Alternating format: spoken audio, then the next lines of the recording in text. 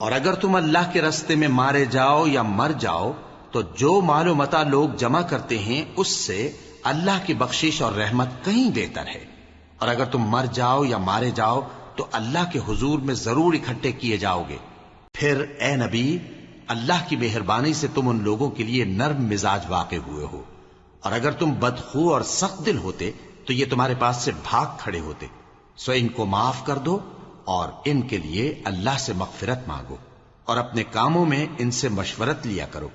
اور جب کسی کام کا پختہ ارادہ کر لو تو اللہ پر بھروسہ رکھو، بے شک اللہ بھروسہ رکھنے والوں کو دوست رکھتا ہے۔ اگر اللہ تمہارا مددگار ہے تو تم پر کوئی غالب نہیں آ سکتا، اور اگر وہ تمہیں چھوڑ دے تو پھر کون ہے اس کے بعد تمہاری مدد کرے۔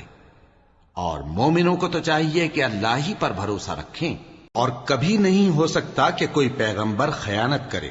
اور خیانت کرنے والوں کو قیامت کے دن خیانت کی ہوئی چیز اللہ کے روبرو لا حاضر کرنی ہوگی۔ پھر ہر شخص کو اس کے اعمال کا پورا پورا بدلہ دیا جائے گا، اور ان کے ساتھ بے انصافی نہیں کی جائے گی۔ بھلا جو شخص اللہ کی خوشنودی کا تابع ہو وہ اس شخص کی طرح ہو سکتا ہے جو اللہ کی ناخوشی میں گرفتار ہو، اور جس کا ٹھکانہ دوزخ ہے اور وہ برا ٹھکانہ ہے۔